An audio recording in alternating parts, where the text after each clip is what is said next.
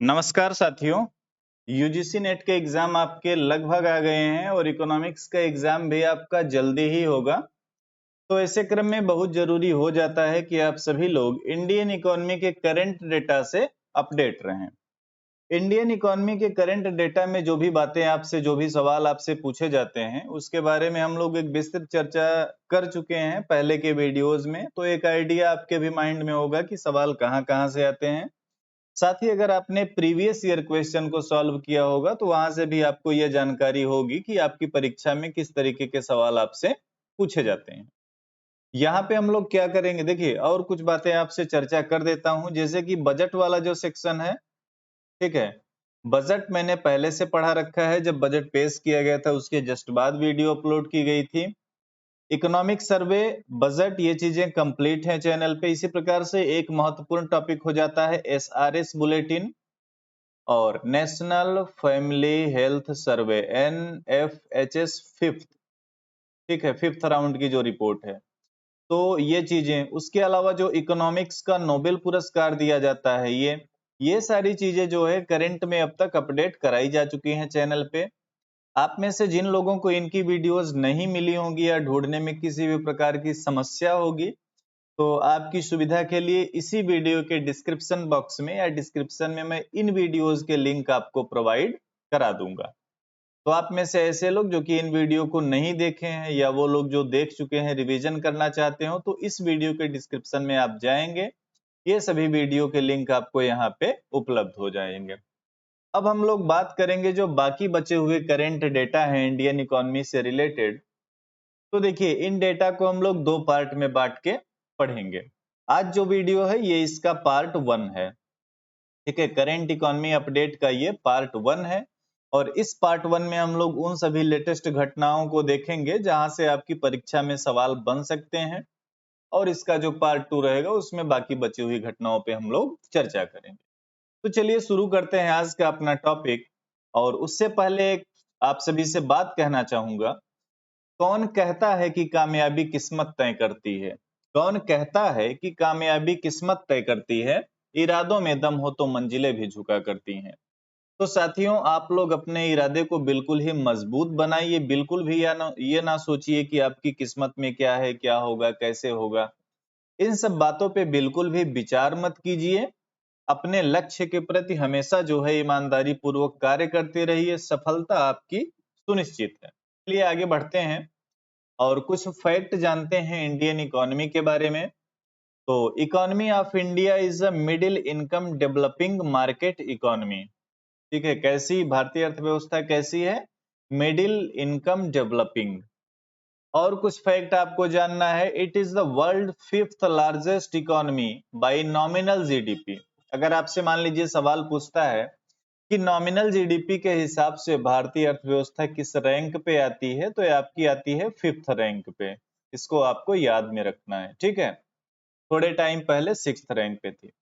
उसके बाद क्या देखना है, third largest purchasing power parity, PPP के बेस पे ये थर्ड रैंक पे आती है। तो ये दोनों फैक्ट भी आपको याद रखने हैं। उसके बाद क्या देखना है, according to the IMF on a per capita income basis, India ranked 142 by GDP nominal and 128th by GDP PPP। तो ये भी इंडेक्स थोड़ा सा आप माइंड में अपने बना के रखिएगा। उसके बाद एक और फैक्ट देखना है, 2020 में जबकि पैंडेमिक ने ट्रेड को, इवन इंडिया के ट्रेड को भी काफी प्रभावित किया, उसके बावजूद भी world's 14th largest importer and 21st largest exporter, भारतीय अर्थव्यवस्था जो है ये विश्व में 14वीं सबसे बड़ी आयातक अर्थव्यवस्था के रूप में है इस समय, और 21वीं सबसे बड़ी एक्सपोर्टर यानी कि निर्यातक के रूप में स्थापित है। तो ये छोटे मोटे फैक्ट हैं, इनको आपको देखना है। अभी रिसेंट में आपने पढ़ा होगा, हालांकि ये ऐसा टॉपिक है जहां से आपसे इस बार सवाल पूछे मुझे थोड़ा सा डाउट लग रहा है, क्योंकि बिल्कुल लेटेस्ट डेटा है। 12 जून में एक मीटिंग शुरू हुई थी WTO की। तो देखिए, यहां से आपसे सवाल कैसे पूछ सकता है? अभी इस मीटिंग में क्या हुआ ये तो थोड़ा सा पूछना मुश्किल लग रहा है, क्योंकि पेपर वगैरह पहले से बनने शुरू हो जाते हैं। लेकिन मुझे लग रहा है कि आपसे यहाँ पे ये सवाल बन सकता है कि WTO की 12वीं कॉन्फ्रेंस, मिनिस्ट्रियल कॉन्फ्रेंस जो है वो कहाँ पे शुरू हुई? तो भाई ये कहाँ पे शुरू हुई? जेनेवा में। ठीक है, ये कहाँ पे शुरू हुई? जेनेवा में। इसको आप याद रखेंगे। और को होस्टेड बाई कजाकिस्तान, कजाकिस्तान। ठीक है, तो ये फैक्ट इस बारे में याद रखिएगा कि WTO की जो ये मीटिंग है ये कहाँ पे शुरू हुई? जेनेवा में। हो सकता है ऐसे आपसे सवाल ये पूछे। उसके बाद ये जो मैडम है इनका नाम थोड़ा सा अजीब सा है, नगोजी की पता नहीं क्या है भाई, आप लोग पढ़ लीजिएगा। तो ये क्या है? 7th director general of the WTO। 1 मार्च 2021 को first women and the first African to serve as director general. और इनका जो कार्यकाल है ये 31 अगस्त 2025 तक चलेगा। अब देखिए इस बार की जो ये मीटिंग हुई, 12वीं मंत्री स्तरीय सम्मेलन हुआ WTO का, तो इसमें कुछ बातें हुई हैं और बड़ा जो है ये हल्ला हुआ कि भारत की जीत हुई, ऐसा हुआ वैसा हुआ। खैर जो भी है, इसमें थोड़ा सा कुछ बातें आई हैं, जैसे कि जो अवैध रूप से मछली पालन वगैरह होता है, मछली पकड़ने वाला काम होता है, तो इससे रिलेटेड कुछ जो है इसमें निष्कर्ष निकाले गए हैं। लेकिन मैं अब क्योंकि एग्जाम आपका अभी जस्ट होने वाला है, तो मुझे नहीं लगता है कि इसके कंक्लूजन से आपसे सवाल पूछेगा, है ना। सवाल अगर WTO के इस मीटिंग से आपसे पूछेगा तो यही पूछेगा कि हाल ही में संपन्न या हाल ही में आयोजित WTO की 12वीं मंत्री स्तरीय सम्मेलन कहाँ पे या किस शहर में आयोजित किया गया? तो आपको याद रखना जेनेवा में किया गया।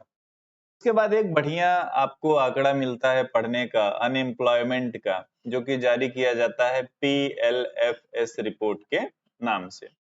अब जब आप करंट डेटा पढ़ते हैं तो आप बार बार ये देखते होंगे, जितनी प्रकार की रिपोर्ट आती हैं, चाहे SRS बुलेटिन आता हो, चाहे नेशनल फैमिली हेल्थ सर्वे आता हो, चाहे आपका PLFS आता हो, ये सारी रिपोर्ट जो होती हैं, देखिए ये 1-2 साल पहले की होती हैं। तो अभी जो आपके सामने PLFS रिपोर्ट है, PLFS, ये है 2020-21 के लिए।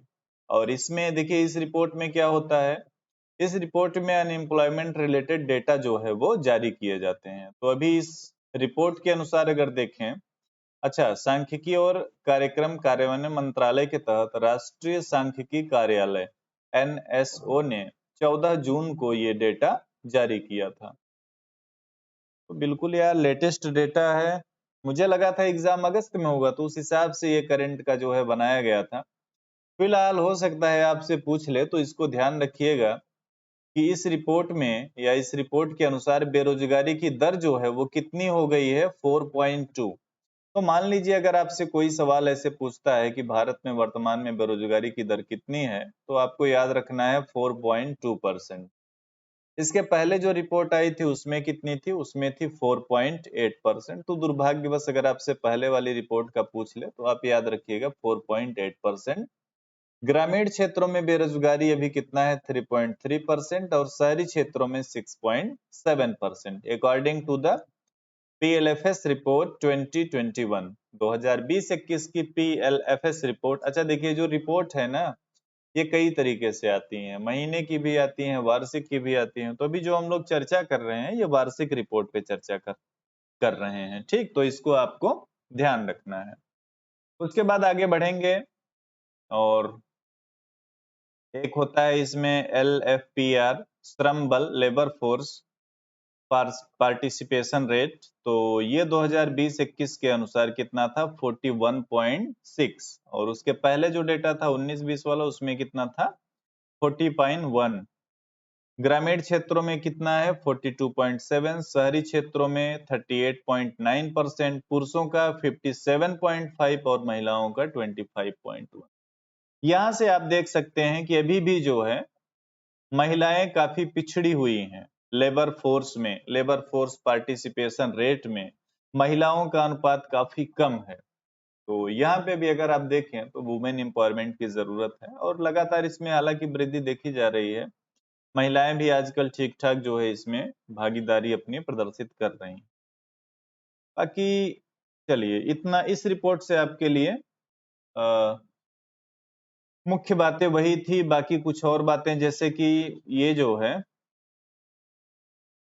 ये कुछ इसकी थ्योरी है, तो भी आप इसके, हाँ ये एक महत्वपूर्ण आपसे सवाल बन सकता है आरबीआई से रिलेटेड।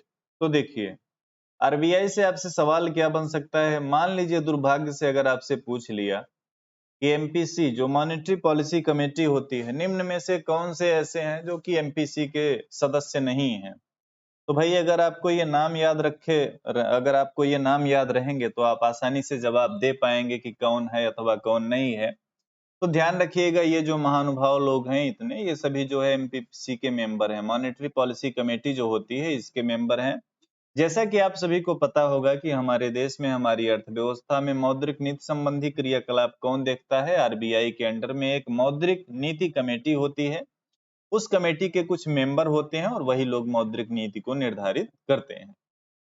शक्तिकांत दास जी जो है आरबीआई के इस समय गवर्नर हैं, आप सभी को पता ही है। उसके अलावा doctor Michael Debabrata Patra, doctor Rajiv Ranjan, professor Jayant R Varma, doctor Ashima Goyal, doctor Shashank Bhide, ये सब क्या हैं? ये सब संयुक्त रूप से एमपीसी के मेंबर हैं। अब ये जो हाँ ना वाला आप जवाब देख रहे हैं, क्या होता है कि जब भी कोई प्रस्ताव पारित किया जाता है तो उसमें जो मेंबर्स होते हैं उनसे वोटिंग कराई जाती है। तो देखिए, अभी रिसेंट में जो जून में रेपो बढ़ाया गया, एक बार देखिए रेपो कितने पे चल रहा था। रेपो चल रहा था आपका आई थिंक 4 पे। उसके बाद अचानक से एक बार इसको बढ़ा दिया गया था और फिर से जून में जो है इसको बढ़ा करके 4.9 पे ले आया गया। तो इसमें जो वोटिंग वगैरह हुआ था तो एमपीसी के जितने मेंबर थे सभी लोग उसका समर्थन किए थे। तो चलिए, तो एक बेसिक बात हो गई, बेसिक कहानी हो गई। सवाल आपसे कहां से बनता है? तो सवाल अगर आपने प्रीवियस ईयर क्वेश्चन देखा होगा तो आपसे मैच करने के लिए दे देता है। तो भाई याद रखना है, अभी हमारे यहाँ रेपो कितना है? 4.9। रेपो कितना है? 4.9। MSF marginal standing facility rate 5.15 और बैंक रेट 5.15। देखिए एमएसएफ रेट और बैंक रेट ये दोनों जो है बराबर चलेगा। उसके बाद आपका रिवर्स रेपो कितना है? 3.35। तो ये डेटा आपको याद में रखना है, ठीक है। उसके बाद आपको क्या याद रखना? सीआरआर है 4.5 और एसएलआर है 18। ये अगर आप याद रखेंगे तो यहाँ से अगर आपसे मैच करने का कोई क्वेश्चन पूछेगा एग्जाम में तो बड़े ही आसानी से आप लोग उसका जवाब दे पाएंगे। तो ये हो गया। बाकी ये वही कहानी है जो मौद्रिक नीति समिति यानी एमपीसी ने 6 से 8 जून के बीच जो कहानी तैयार की, वही कहानी हमको और आपको पढ़ने को मिल रही है, ठीक है। और यहाँ से आपको, हाँ थोड़ा सा इन्होंने ये बोला है कि इन्फ्लेशन वगैरह के बारे में बात किया है। तो चलिए देख लेते हैं इसको भी। इसमें क्या है? अच्छा, जीडीपी का भी इन्होंने बोला है कि 2021-22 में अच्छा हाँ, एक सवाल भाई यहाँ से भी आपसे पूछ सकता है कि भारतीय अर्थव्यवस्था की जीडीपी की वृद्धि दर जो है वो 2021-22 में कितना रही? तो भाई ये आपकी रही 8.7%, ठीक है। उसके बाद बात करें अगर किसकी बात करेंगे? ये तो चौथी तिमाही वगैरह का डेटा है, तो चलिए इसको तो कोई नहीं, देख लीजिए। तीसरी तिमाही में 5.4 था और चौथी तिमाही में 4.1। ये जो देखिए, जो भी आपके डेटा होते हैं तो बटे होते हैं कई तिमाहियों में, 4 तिमाहियों में। तो तीसरी तिमाही में कितना था? 5.4 और चौथी में 4.1। कहा गया कि ये जो 4.1 अगर आया, ये जो रसिया यूक्रेन वार है उसकी वजह से आया। बहुत सारे फैक्टर हैं, चलिए उसको साइड में रख के हम लोग आगे बात करते हैं। 2022-23 के लिए जो आरबीआई ने बोला है कि 22-23 के लिए ग्रोथ रेट जीडीपी का रहेगा वो 7.2% रहेगा, ठीक है, 7.2। और जो है इन्होंने अनुमान लगाया है, तो अनुमान वगैरह से तो यार सवाल पूछना थोड़ा सा कम चांस लगता है, क्योंकि सवाल आपसे अनुमान क्या है, आज कुछ और है कल कुछ और रहेगा। सबसे मजा तो मुझे तब आता है जब मैं ये देखता हूँ कि जो आईएमएफ हो गए, ठीक है, वर्ल्ड बैंक हो गए, ये सब जो है ना, हर एक महीने पे भारतीय अर्थव्यवस्था की ग्रोथ रेट का अनुमान ऊपर नीचे करते रहते हैं। मैं कभी कभी कंफ्यूज हो जाता हूँ कि स्टूडेंट कैसे याद रखेगा। पता चला आज उसने कुछ और पढ़ा, इन्होंने कुछ और बोला कि अभी इंडियन इकोनॉमी 8% से ग्रोथ रेट करेगी। पता चला 10 दिन बाद बोल देते हैं नहीं भाई 8 नहीं 7.8 से करेगी, फिर पता चला और नीचे आ गए। मतलब कि हमेशा आपको अपडेट रहना चाहिए। ठीक है, तो ये थोड़ा सा गलत है, एक बार जो बोल दो उस पर टिके रहो, फिर जब वास्तविक डेटा आए तो उस पे चलिए। एक सवाल आपसे ये बन सकता है कि वर्तमान समय में भारत का विदेशी मुद्रा भंडार कितना है। बढ़िया है। और पिछले साल की अगर हम लोग बात करें लगभग इसी के आसपास, तो भारत का विदेशी मुद्रा भंडार बड़ी अच्छी स्थिति में चल रहा था और इससे काफी ऊपर था। लेकिन अभी जो वर्तमान डेटा है आप सभी के पास 27 मई 2022 तक का, इसके अनुसार भारत का विदेशी मुद्रा भंडार 601.4 बिलियन अमेरिकी डॉलर था। याद रखिएगा, एक राउंड फिगर में 601 बिलियन डॉलर। ठीक है। उसके बाद इन्फ्लेशन की बात किया गया है आरबीआई की इस मौद्रिक नीति में कि 22-23 में जो इन्फ्लेशन है वो रहेगा 6.7। चलिए, अब ये अलग अलग तिमाही वगैरह में अपना अनुमान लगाए हैं, तो ये तिमाही वाला तो आपसे सवाल पूछना मुश्किल ही लग रहा है। हाँ, ये पूछ सकता है कि आरबीआई के अनुसार जो है 2022-23 में इन्फ्लेशन रेट कितना रहेगा, तो इसको थोड़ा सा याद रखिएगा 6.7। अब एक बड़ा अच्छा सा सवाल है और इधर यूजीसी में पूछ नहीं रहा है, एक दो बार से जब से ये परिवर्तन हुआ है मेरे माइंड में बार बार आ जाता है कि यार इसको पूछना चाहिए यूजीसी वालों को या एनटीए वालों को। तो इसको थोड़ा सा याद रखिएगा क्योंकि इस प्रकृति के सवाल आपसे पहले पूछे जा चुके हैं। साथ ही साथ यूपी में किसी एग्जाम में यहाँ से सवाल आपसे बना था। तो मुझे लगता है ये आपके माइंड में रहना चाहिए कि क्या परिवर्तन हुआ एमएसएमई एक्ट में। देखिए, इसकी डिफिनेशन में परिवर्तन हुआ है और इसके पहले जो डिफिनेशन चलती थी वो 2006 वाली चलती थी और अभी कौन सी चलेगी, अभी चल रही है 2020 वाली। तो 2020 वाली जो डिफिनेशन है वो ज्यादा कुछ नहीं बताएगी। ये बताती है, ये एमएसएमई की डिफिनेशन या जो इसमें बात की जाएगी वो यही की जाएगी कि हम लोग सूक्ष्म उद्योग किसे कहेंगे, लघु उद्योग किसे कहेंगे और मध्यम उद्योग कहेंगे, किसको कहेंगे। 2006 वाला जो डिफिनेशन था वो कुछ और था, अब उससे सवाल आपसे पूछना नहीं है इनको। तो अभी आपको किससे पूछेंगे सवाल, अभी पूछ सकते हैं लेटेस्ट वाले से। तो लेटेस्ट में देखिए, एक सूक्ष्म उद्योग वह है जिसमें संयंत्र और मशीनरी अथवा उपस्कर में 1 करोड़ रुपए से अधिक का निवेश नहीं होता है और उसका कारोबार 5 करोड़ रुपए से अधिक नहीं होता है। मतलब लघु उद्योग किसे, सॉरी, सूक्ष्म उद्योग किसे माना गया कि इन्वेस्टमेंट जो है वो 1 करोड़ से अधिक का नहीं होना चाहिए और उसका टर्नओवर जो है वो 5 करोड़ रुपए से अधिक का नहीं होना चाहिए। लघु उद्योग इन्होंने किसको बोला, लघु उद्योग इन्होंने बोला कि लघु उद्यम एक ऐसा उद्यम है जिसमें इन्वेस्टमेंट जो है वो 10 करोड़ से अधिक का नहीं होना चाहिए और उसका टर्नओवर यानी कि कारोबार कितना, 50 करोड़ रुपए से अधिक का नहीं होना चाहिए। ठीक है, याद रखिएगा ये पॉइंट। उसके बाद इन्होंने बोला कि मध्यम उद्योग उसे कहा जाएगा जिसमें इन्वेस्टमेंट जो है वो 50 करोड़ रुपए से अधिक का नहीं होना चाहिए। किसमें इन्वेस्टमेंट की बात कर रहे हैं, संयंत्र और मशीनरी अथवा उपस्कर में, और कारोबार इसका 250 करोड़ रुपए से अधिक का नहीं होना चाहिए। तो भाई आप इसको याद रखिएगा। सूक्ष्म सूक्ष्म की डिफिनेशन क्या है, 1 करोड़ से अधिक का निवेश ना हो, 5 करोड़ से अधिक का इन्वेस्टमेंट ना हो। लघु उद्योग का क्या है, 10 करोड़ से अधिक का इन्वेस्टमेंट ना हो, 50 करोड़ से अधिक का टर्नओवर ना हो। और मध्यम किसे बोलेंगे, 50 करोड़ रुपए से अधिक का इन्वेस्टमेंट ना हो और 250 करोड़ रुपए से अधिक का टर्नओवर ना हो। तो छोटी सी कहानी है, याद रखिएगा। हो सकता है एनटीए वाले आपसे इस बारे में चर्चा कर लें। अब देखिए, फाइनेंस कमीशन आप सभी पढ़े भी होंगे लेकिन थोड़ा सा रिवीजन करना जरूरी हो जाता है क्योंकि सवाल पूछ सकता है। कभी कभी ऐसे लगता है ना, कुछ ऐसे टॉपिक होते हैं जहां से आपसे सवाल पूछ सकता है। तो चलिए इसको भी हम लोग चर्चा कर लेते हैं। और 1 फरवरी 2021 को वित्त मंत्री के द्वारा 15वें वित्त आयोग की अंतिम रिपोर्ट को प्रस्तुत किया गया था। इसका गठन कब किया गया था, 15वें वित्त आयोग का गठन 27 नवंबर 2017 को किया गया था। इसकी पहली रिपोर्ट जो थी वो 8 नवंबर 2020 को प्रस्तुत की गई थी। और ये जो मुख्य रिपोर्ट है वित्त आयोग की, जिसे हम लोग द्वितीय रिपोर्ट के नाम से जानते हैं, इसका एक शीर्षक दिया गया है, वित्त आयोग कोविड के दौर में 2021 से 26 के लिए रिपोर्ट। तो भाई शीर्षक को याद रखिएगा। ठीक है, वित्त आयोग कोविड के दौर में 2021-26 के लिए रिपोर्ट। बाकी रिपोर्ट प्रस्तुत की गई और देखिए पहली रिपोर्ट जो आई थी वो कैसे किसके लिए थी, वो थी 2020-21 के लिए, और उसके बाद जो रिपोर्ट आई वो आई 2021 से 2026 के लिए। तो चलिए, बाकी अब ये कौन नियुक्त करता है, राष्ट्रपति करता है, किस आर्टिकल के अंतर्गत करता है, 280 के अंदर, ये सारी चीज आप लोग पढ़े होंगे, इसमें बहुत ज्यादा मुझे बताने की जरूरत है नहीं। यहाँ पे और भी बातें भी बहुत ज्यादा इंपॉर्टेंट नहीं है, हालांकि नोट्स के रूप में लिखी हुई हैं, अच्छा लग रहा है। सवाल जो आपसे बनेगा, सवाल जो मुझे लग रहा है कि अगर फाइनेंस कमीशन से बनेगा तो यहाँ से बन सकता है। देखिए,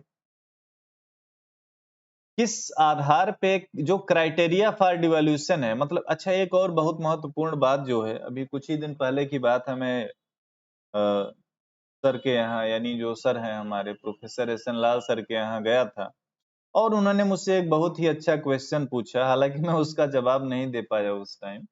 उन्होंने पूछा कि ये जो क्राइटेरिया होता है डिवैल्यूएशन का, तो इसके तहत जो फंड वगैरह मिलता है, क्या वो सिर्फ जो है राज्यों को मिलता है, आपसे भी मैं ये सवाल कर रहा हूं, या केंद्र शासित प्रदेशों को भी मिलता है? कमेंट बॉक्स में जरूर बताइएगा इसका जवाब। अब मैं इसका जवाब नहीं बताऊंगा, आप लोग बताएंगे कमेंट बॉक्स में, ठीक है। सवाल मेरा क्या है कि इस क्राइटेरिया के तहत जो धन आवंटन होगा, इस क्राइटेरिया के तहत जो धन आवंटन होगा, क्या वो सिर्फ राज्यों को मिलेगा या केंद्र शासित प्रदेशों को भी मिलेगा? कमेंट बॉक्स में इसका जवाब दीजिएगा। तो चलिए अब हम लोग पढ़ते हैं कि इसमें पढ़ना क्या है, ठीक है। तो देखिए 14वें वित्त, अच्छा एक और बात आपको जाननी है कि 15, इससे सवाल तो 2021 में भी बना था, 15 फाइनेंस कमीशन ने कितना रिकमेंड किया है? 41%। 14 फाइनेंस कमीशन ने कितना रिकमेंड किया था? 42%। 1% ये कम हुआ है। रीजन क्या है आप सभी जानते भी होंगे इस बारे में। उन्होंने बोला कि हमने 2 नए जो है यूटी बनाए हैं J&K में, तो इसकी वजह से थोड़ा सा अलग से मुझे फंड की, तो वही सब रीजन दे के अपना जो है इसको रिड्यूस करके 41 पे लाए हैं, ठीक है। इसके पहले की कहानी देखेंगे तो लगातार वित्त आयोग में ये बढ़ता जा रहा था, पहली बार थोड़ा सा ये कम हुआ है, क्योंकि 13वें वित्त आयोग में देखेंगे तो आई थिंक वहां पे 39% था, अभी देखें 14वें में 42 आता है। तो ठीक है, अभी जो भी है 41 आपको ध्यान में रखना है। हाँ, तो अपने टॉपिक पे आते हैं, और 15वें वित्त आयोग ने पहली बार क्या किया, कुछ नए मानक ले आए। यहाँ पे कौन कौन से? फॉरेस्ट एंड इकोलॉजी, ये देखिए 14वें वित्त आयोग में फॉरेस्ट एंड इकोलॉजी की कोई बात नहीं की गई थी, डेमोग्राफिक परफॉर्मेंस की कोई बात नहीं की गई थी, लेकिन 15वें वित्त आयोग ने इसकी बात किया। इन्होंने कहा कि किसी भी राज्य को जो फंड एलोकेशन किया जाएगा उसमें इन 2 पॉइंट का योगदान होना चाहिए। इसी प्रकार से टैक्स इफर्ट, इसकी भी इन्होंने बात किया, जबकि 14वें वित्त आयोग ने इसकी कोई बात नहीं किया था। तो एक तो अंतर, ये भी आपसे सवाल एक टेक्निकल बन सकता है कि जहां 14वें वित्त आयोग ने केवल 5 बिंदुओं के आधार पर धन को आवंटित करने की बात की थी, वहीं 15वें वित्त आयोग ने आप देख सकते हैं 6 पॉइंट्स को शामिल किया आधार बनाने के लिए। 2 पॉइंट ऐसे हैं जिनको इन्होंने छोड़ दिया, कौन कौन से? देखिए जो 14वां वित्त आयोग था वो पॉपुलेशन 1971 को भी ध्यान में रखता था, पॉपुलेशन 2011 को भी। 15वें वित्त आयोग ने क्या किया, 71 वाले सिस्टम को खत्म किया, ठीक है, और सीधे आ गए पॉपुलेशन 2011 पे। इसी प्रकार से एक और है फॉरेस्ट कवर, तो 14वें वित्त आयोग ने फॉरेस्ट कवर की बात किया था, 15वें ने फॉरेस्ट कवर को किया खत्म, और उसकी जगह लेके आए फॉरेस्ट एंड इकोलॉजी। साथ ही साथ एक नई चीज क्या लेके आए, डेमोग्राफिक परफॉर्मेंस और टैक्स इफर्ट। तो ये तो चलिए इसको ध्यान में रखिएगा। अब जो मेन बात ध्यान रखना है आपको, मेन बात ध्यान रखना है, ये जो 15 फाइनेंस कमीशन का फार्मूला है, क्राइटेरिया है डिवैल्यूएशन के लिए, तो उसमें इनकम डिस्टेंस को कितना वेटेज दिया गया है? 45%। इनकम डिस्टेंस को 45, पॉपुलेशन को 15 यानी कि 15, एरिया को 15, इसी प्रकार से फॉरेस्ट एंड इकोलॉजी को 10, डेमोग्राफिक परफॉर्मेंस को 12.5 और टैक्स एफर्ट को 2.5। तो ये चीजें आपको ध्यान में रखनी है, क्योंकि मैं जहां तक मुझे याद आ रहा है कि पीवाईक्यू में आप जा करके देखेंगे प्रीवियस ईयर क्वेश्चन में इस टाइप का सवाल आपसे पूछा जा चुका है। तो याद रखिएगा इस डेटा को, ठीक है। उसके बाद आगे बढ़ेंगे और तीन ऐसे टॉपिक हैं देखिए जहां से आपसे सवाल बनते हैं, जैसे कि बेरोजगारी की स्थिति क्या है इकोनॉमी में, पॉवर्टी की स्थिति क्या है, ठीक है। और इसी प्रकार से जो एसआरएस बुलेटिन वगैरह आता है, ये ऐसे रिपोर्ट होते हैं जहां से आपसे सवाल बनते हैं। तो देखिए हमारे पास एक डेटा है वर्ल्ड बैंक रिपोर्ट, और ये डेटा किसका है? ये डेटा है एक्सट्रीम पॉवर्टी इन इंडिया, ठीक है। इस मतलब ये वर्ल्ड बैंक का एक डेटा है और जो कि आधारित है 2011 से 2019 तक। चलिए इस डेटा के बारे में थोड़ा सा हम लोग बात करते हैं। और इसमें क्या कहा गया, हाल ही में विश्व बैंक द्वारा poverty has decline over the last decade but not as much as you thought, ठीक है। तो इसमें क्या कहा गया, इसमें क्या की गई, इसमें कुल मिला के बात की गई है जो है भारत में क्या कहते हैं गरीबी की स्थिति को। तो अब इसमें आपको याद क्या रखना है, याद क्या रखना है कि भारत में जो गरीबी दर है या गरीबी की स्थिति है वो 2011 से 19 के दौरान कितने पे आ गई है? 12.3% पे।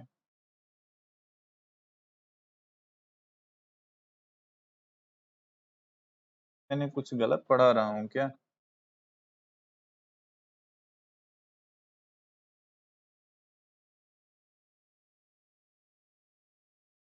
ये तो हो गया। तो इसको थोड़ा सा ध्यान रखिएगा। Poverty reduced by 2.5% in 2004 to 11 period and poverty down by 1.3% per year in 2011 to 19। तो ये फैक्ट कुछ याद रखिएगा, और बहुत अच्छे से इसमें लिखा नहीं है तो देख लीजिएगा, मतलब थोड़ा बहुत आपके माइंड में ये रहना चाहिए। इसमें चलिए इसकी विशेषताओं को हम लोग पढ़ लेते हैं, वो हम लोगों को कर रहा था कंफ्यूज, ठीक है। चलिए, भारत में अत्यधिक गरीबी की स्थिति में वर्ष 2011 की तुलना में वर्ष 2019 में 12.3% अंक की कमी आई है। वो जो 12.3% की हम लोग बात कर रहे थे ना, वो एक्चुअल में कमी बता रहा था, ठीक है। तो उसको आपको कमी समझना है, वो एक एक्चुअल में डेटा नहीं। क्योंकि ग्रामीण क्षेत्रों में तुलनात्मक रूप से तेज गिरावट के साथ गरीबी वर्ष 2019 में वर्ष 2011 के स्तर 22.5 से घट करके 10.2 हो गई है। तो ये ग्रामीण क्षेत्र की बात की गई है। तो ये छोटी मोटी बातें आप याद रखिएगा इस रिपोर्ट से रिलेटेड।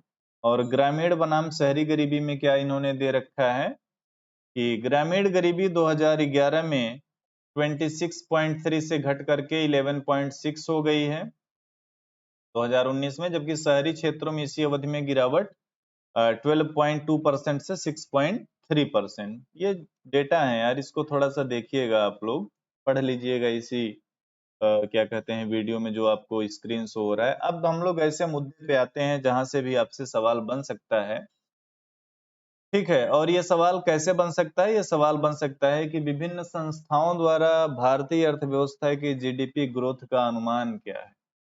सबसे पहले देखेंगे विश्व बैंक। विश्व बैंक ने 2022-23 के लिए क्या बोला है कि ये जो ग्रोथ रेट रहेगा भारतीय अर्थव्यवस्था में जीडीपी का, वो रहेगा 7.5, ठीक है, 7.5। देखिए अब इसकी कहानी देखिए। सबसे पहले इन्होंने 8.7 बोला, उसके बाद 8 बोला, उसके बाद 7.5 बोला है। तो लेटेस्ट जो डेटा है वो 7.5 का है। हो सकता है आने वाले कुछ टाइम में इसको ये लोग और कम कर दें। तो अभी का याद रखिएगा कि विश्व बैंक ने क्या अनुमान लगाया है 2022-23 के लिए भारतीय अर्थव्यवस्था का ग्रोथ रेट का 7.5, ठीक है। ये आप देख सकते हैं एक न्यूज़पेपर की कटिंग, और इसमें भी वही बात की गई है 7.5 की। उसके बाद आईएमएफ ने क्या बोला है? IMF revised India's GDP growth forecast for 22, मतलब सीधे ये समझिए कि ये 8.2 पे आ गए हैं। इसके पहले किस पे थे? इसके पहले थे 9% पे, और 2023 के लिए इन्होंने क्या बोला है 6.9%। तो ये डेटा याद रखिएगा, हो सकता है आपसे यहाँ से सवाल बन जाए। एशियन डेवलपमेंट बैंक ने 2022-23 के लिए क्या बोला है 7.5%। क्या बोला 7.5%। ठीक है। उसके बाद फिर और बाकी जो भी इसमें बातें हैं, क्रिसिल क्रिसिल ने क्या बोला है 2022-23 के लिए 7.8%। क्रिसिल ने क्या अनुमान लगाया भारतीय अर्थव्यवस्था की जीडीपी ग्रोथ के लिए 7.8% 2022-23 के लिए। S&P स्टैंडर्ड एंड पुअर्स, इसका भी आपने नाम सुना ही होगा।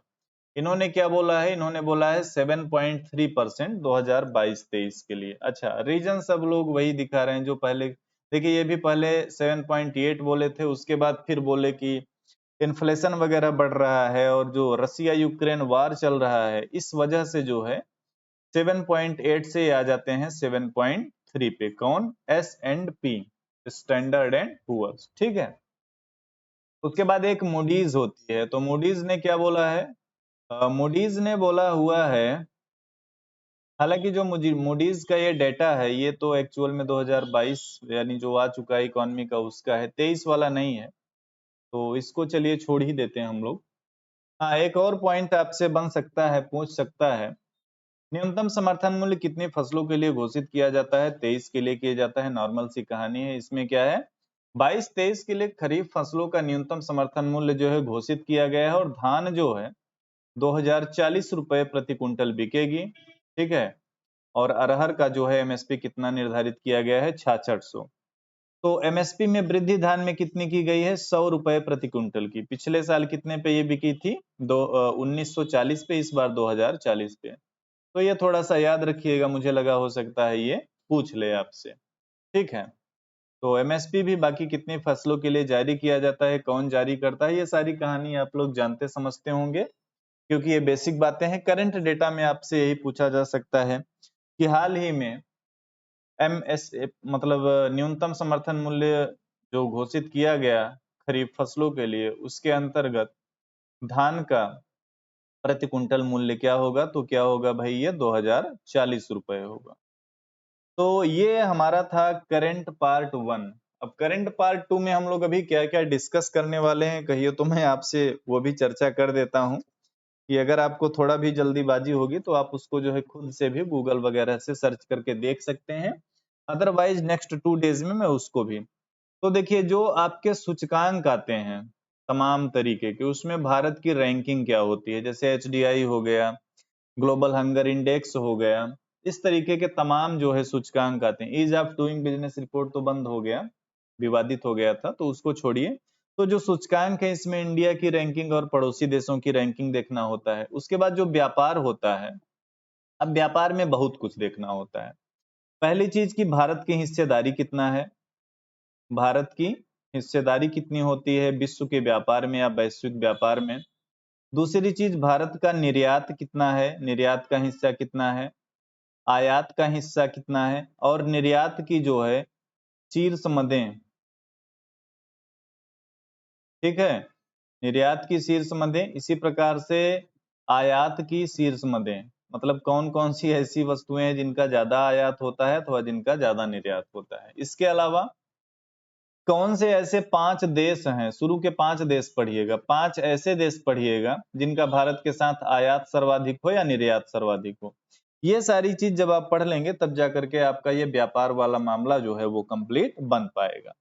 एमएसएमई एक्ट हमने चर्चा कर लिया, 15 फाइनेंस हमने चर्चा कर लिया, विदेशी रिजर्व हमने चर्चा कर लिया, मौद्रिक नीति हमने चर्चा कर लिया, गरीबी बेरोजगारी ये सब जो नॉर्मल बातें या नॉर्मल जानकारी मिली वो भी हमने चर्चा कर लिया। विभिन्न प्रकार के आधार वर्ष पूछे जाते हैं, जैसे कि डब्ल्यूपीआई का कितना, सीपीआई का कितना, नेशनल इनकम का कितना, ठीक है, आईआईपी का कितना। तो लगभग सभी का अभी जो है 2011-12 ही चल रहा है, कुछ में हो सकता है अपवाद स्वरूप थोड़ा इधर उधर हो, तो इसको भी जो है आपको देखना है। चलिए मैं अगले पार्ट में इसको जो है डिटेल से थोड़ा सा डिस्कस कर दूंगा। उसके अलावा भारतीय अर्थव्यवस्था के संदर्भ में जो प्रमुख अनुमान किए गए संस्थाओं के द्वारा उसकी हम लोगों ने चर्चा कर लिया। हाँ, एक चीज और देखना है कि जीडीपी में देखिए जो अभी 2021 2021-22 का डेटा आया है, तो उसमें हम लोग थोड़ा सा डिटेल में अभी चल के देखेंगे कि किस क्षेत्र का क्या योगदान रहा है। मतलब सेक्टर वाइज ग्रोथ हम लोग देखेंगे, प्राइमरी सेक्टर कितना है, सेकेंडरी कितना है और टर्सरी कितना है। ठीक है, तो यहाँ से हो सकता है आपसे सवाल पूछ ले। हाल में अगर कोई कमेटी गठित की गई हो, पिछले 1-2 सालों में कोई बढ़िया टाइप की कमेटी जो बैंकिंग से रिलेटेड हो या वित्तीय किसी भी समाधान से रिलेटेड हो, एग्रीकल्चर से रिलेटेड हो, तो इस तरीके की कमेटी आपसे पूछ सकता है। टैक्स का जीडीपी में अनुमान ये आपसे पूछ सकता है। ठीक है, उसके अलावा आपसे पूछ सकता है प्रतिदिन प्रति व्यक्ति खाद्यान्न उपलब्धता क्या है। और इकोनॉमिक्स नोबेल हम लोग पढ़ ही लिए, रेपो वगैरह सब हम लोग पढ़ ही लिए। डब्ल्यूटीओ की मीटिंग सबसे पहले हम लोगों ने देखा, हालांकि उसके निष्कर्ष का सवाल पूछना मुश्किल है क्योंकि पेपर पहले बन चुका होगा। तो ये कहानी है यार। उसके अलावा भाई एक चीज और आपसे पूछ सकता है, देखो बहुत ही महत्वपूर्ण मैं बात कर रहा हूँ। नीति आयोग जो है आपका, ठीक है, आपका हमारा सबका, नीति आयोग विभिन्न प्रकार के रिपोर्ट इंडेक्स जारी करता है। विभिन्न रिपोर्ट व सूचकांक, तो इसकी भी मैं आपसे चर्चा करूंगा अगले पार्ट में। तो ये जितने प्रकार के लेटेस्ट सूचकांक और रिपोर्ट 1-2 साल में इन्होंने जारी किया होगा, यहाँ से आपसे सवाल पूछता है। जैसे कि SDG India report, SDG India report का भी लेटेस्ट तो डेटा नहीं आया, वही 2020-21 वाला चल रहा है मार्केट में, मतलब जो भी इनका चल रहा है। तो वहां से आपसे सवाल पूछा भी जा चुका है और उम्मीद है कि, कम उम्मीद है कि इस बार पूछे। लेकिन लेटेस्ट में मैं देखूंगा कि अगर जैसे शायद एमपीआई कोई जो है मल्टी डायमेंशनल पावर्टी इंडेक्स, तो इंडिया लेवल पे भी कोई जारी की जाती है नीति आयोग के द्वारा। इस तरीके का जो भी टॉपिक बनेगा वो भी मैं आपको नेक्स्ट पार्ट में चर्चा करूंगा। तो इस पूरी कहानी को बताने का मतलब लास्ट में ये था कि अभी क्या क्या बच रहा है आपका, जो कि इंडियन इकोनॉमी के करंट डेटा में आपको पढ़ना चाहिए। बाकी इस वीडियो के डिस्क्रिप्शन में मैं आपको उन वीडियोस के लिंक दे दूंगा जो कि पहले से अपलोड हैं और इम्पोर्टेंट हैं आपकी परीक्षा के लिए। भाई वीडियो यार इतनी मेहनत करके बनाया गया, तो इसको लाइक करना, शेयर करना और चैनल पे नए हैं सब्सक्राइब करना है तो आपका जो है नैतिक कर्तव्य बन जाता है। तो अपने कर्तव्य को निभाइए, दोस्तों तक शेयर जरूर कीजिए, हो सके तो आप अपने स्टेटस पे भी लगा सकते हैं, क्योंकि काफी मेहनत करनी पड़ती है करंट के डेटा को इकट्ठा करने में। तो अच्छा लगेगा अगर आप लोग इसको अपने स्टेटस पे लगाएंगे। चलिए फिर हम लोग इसके पार्ट 2 में मिलते हैं। तो आप सभी को बहुत बहुत धन्यवाद इतनी देर तक मेरे साथ बने रहने के लिए। Thank you everyone. मिलते हैं इसके पार्ट 2 में हम लोग।